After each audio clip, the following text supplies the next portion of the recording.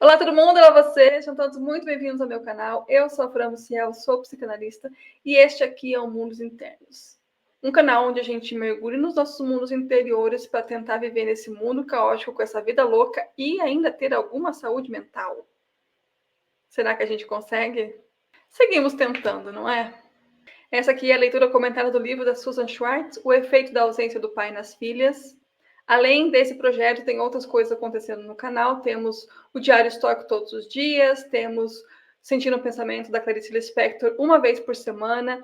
Já teve livro que já terminou, tem lives, tem conteúdo para todos os gostos. Então eu te convido a dar uma olhadinha aqui no canal e ver se você encontra mais alguma coisa que te interesse, que eu tenho certeza que você vai encontrar alguma coisa que você goste. Já te convido a se inscrever no canal. Se você é novo por aqui, seja muito bem-vindo, seja muito bem-vinda. Lembre sempre de curtir, comentar, compartilhar, porque aí o algoritmo entende que esse conteúdo é relevante e entrega para mais pessoas. Hoje a nossa leitura vai continuar na página 97 e a gente vai falar sobre complexo demoníaco. Vamos ver do que se trata.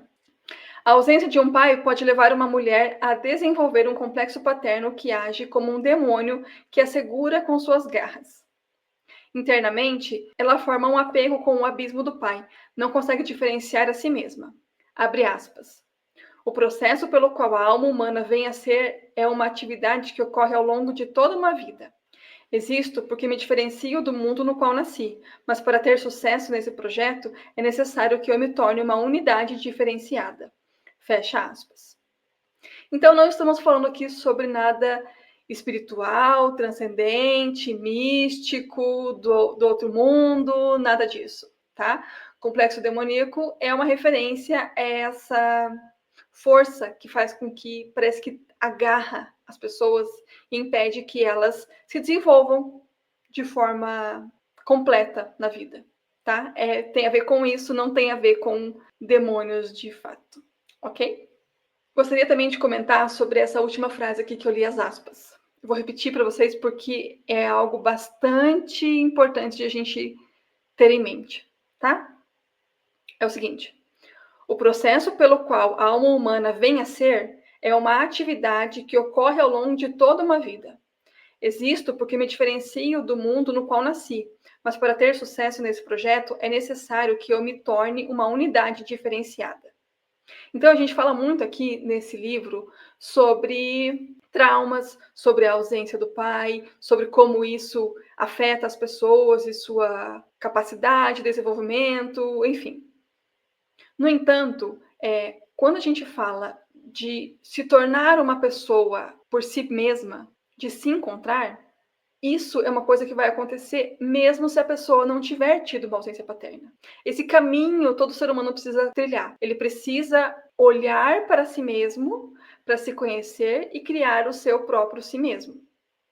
Para algumas pessoas vai ser um pouco mais fácil. Para outras, que vão ter que lidar com questões mais dolorosas, como as relatadas aqui nesse livro, vai ser um pouco mais demorado, talvez, um pouco mais difícil, mais doloroso. No entanto, o trajeto de se conhecer e de se desenvolver e de ser uma pessoa diferenciada daquelas que nos criaram é um caminho que todo mundo tem que traçar, tem que trilhar. Então, não se sintam injustiçadas porque vocês têm uma ausência paterna ou qualquer outra questão que dificulte esse caminho, porque é o caminho que todo mundo vai passar. Tudo bem? Vamos continuar aqui. Casey sonhou que havia escorpiões na casa de seu pai. Ele não estava presente. Além dos cogumelos e escorpiões na casa do pai, ela temia que os sapos envenenassem seus cachorros. Alguns professores estavam presentes e lhes disseram para entrar em um cômodo escuro e ficar lá.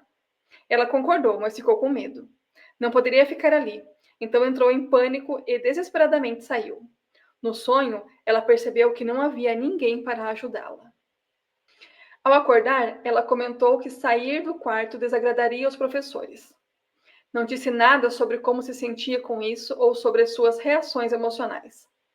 Ao falar sobre o sonho, Casey não associou o fato de que o pai era um professor.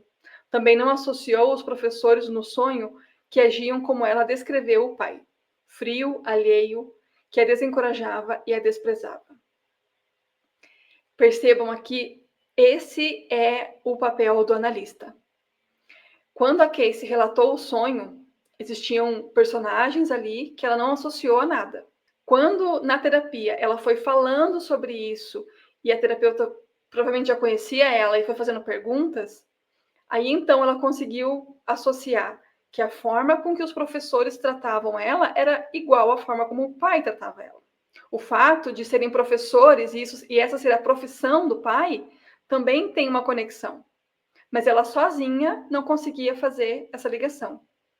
É por isso que a terapia é importante.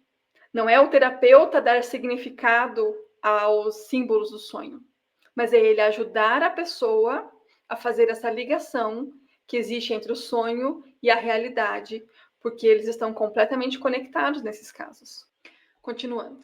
Sua reação plácida também indicava que Casey estava inconsciente de como foi machucada pelo pai ausente, a quem descreveu como um homem ameaçador, mas formidavelmente distante, impassivo e severo.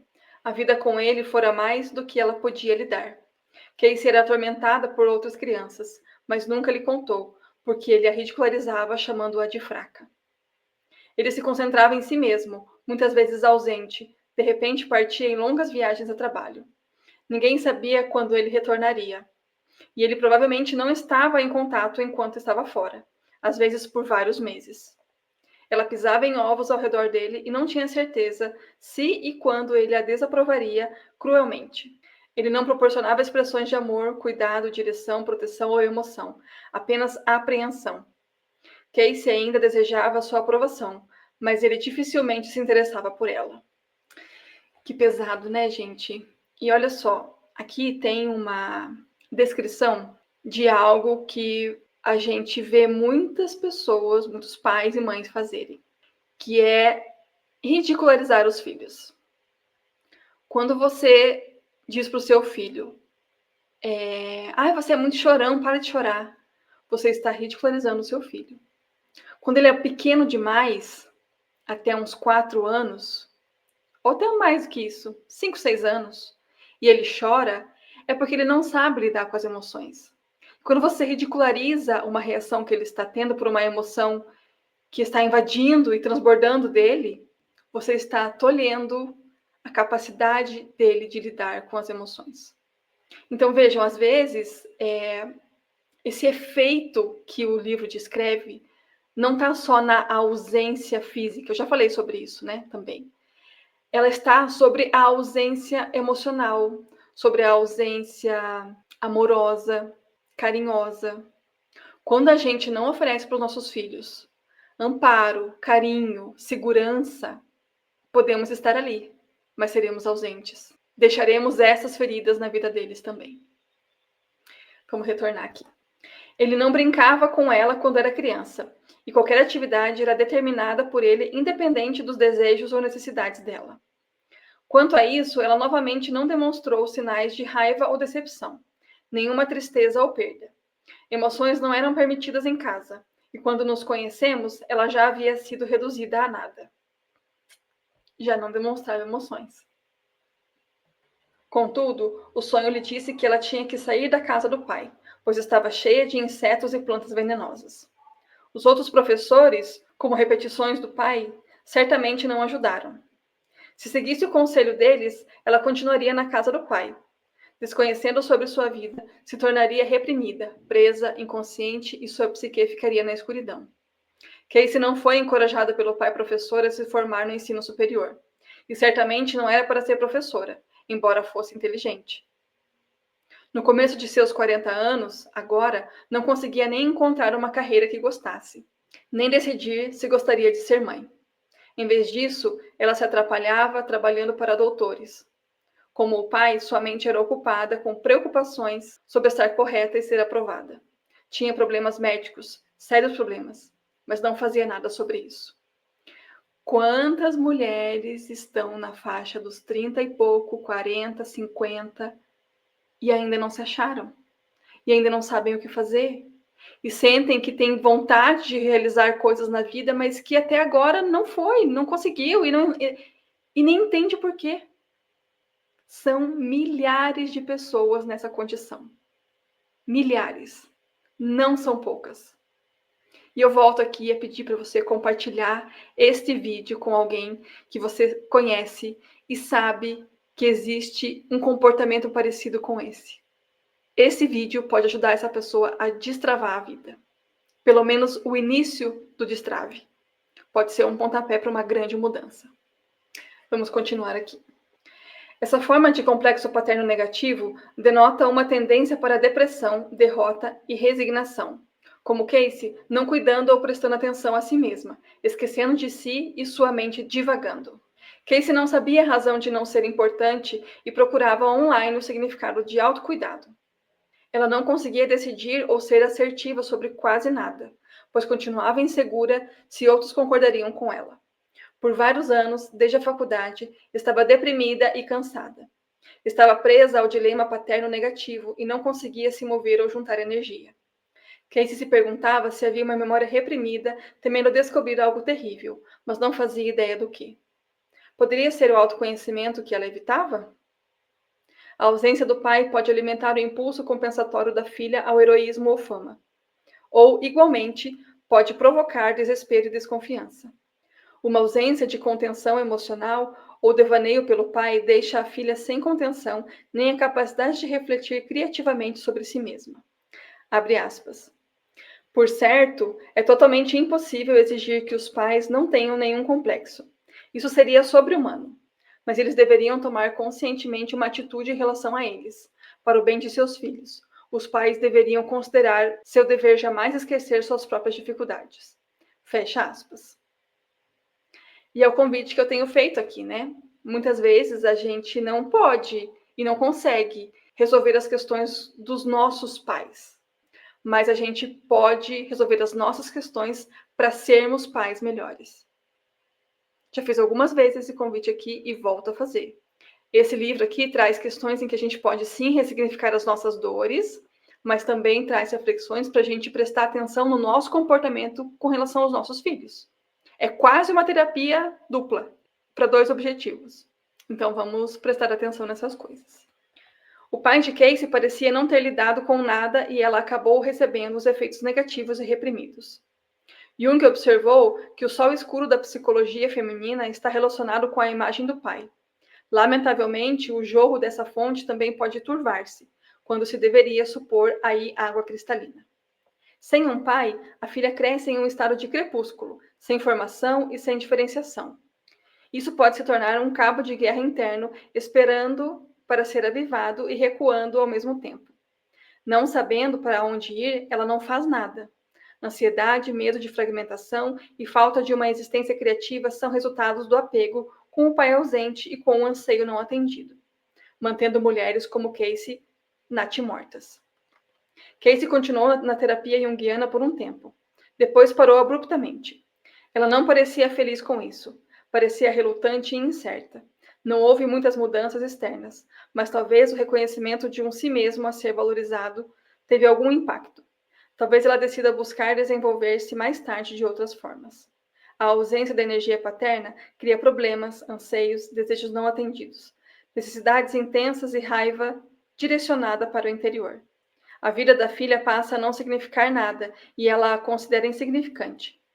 James Hillman, psicólogo arquétipo, abordou a ideia de que o que realmente individualiza não somos nós, mas sim nossas paixões, talentos e locais de feridas.